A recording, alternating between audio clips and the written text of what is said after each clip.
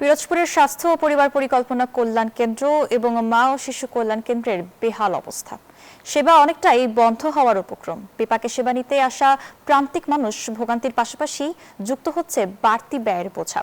পিরোজপুর প্রতিনিধি গোলাম মোস্তফার তথ্যচিত্রে ডেস্ক রিপোর্টে বিস্তারিত।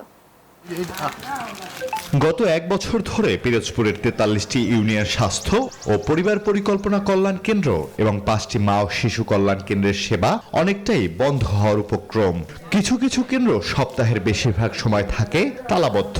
চাহিদা অনুযায়ী ওষুধ না মেলায় দুর্ভোগে পড়েছেন জেলার 54টি ইউনিয়নের কয়েক লাখ মানুষ। বিকাশ পেমেন্টে 10,000 টাকার বেশি অফার। শপিং চলছে তো।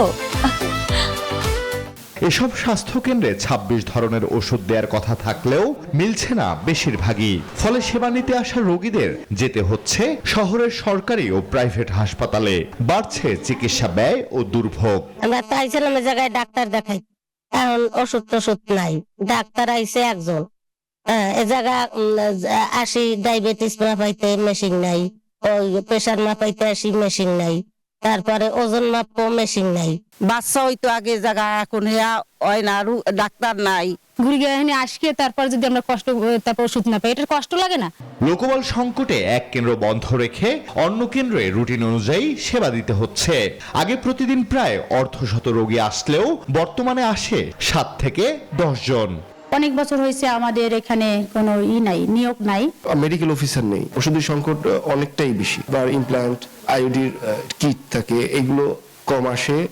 জেলা পরিবার পরিকল্পনা অধিদপ্তরের উপপরিচালক নিজেই স্বীকার করলেন তাদের দুর্বলতার কথা।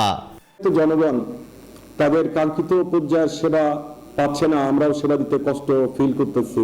মোট 64টি কেন্দ্রের অনুমোদিত পদ 677 জন থাকলেও শূন্য পদ রয়েছে 268টি। Desk report, news 24।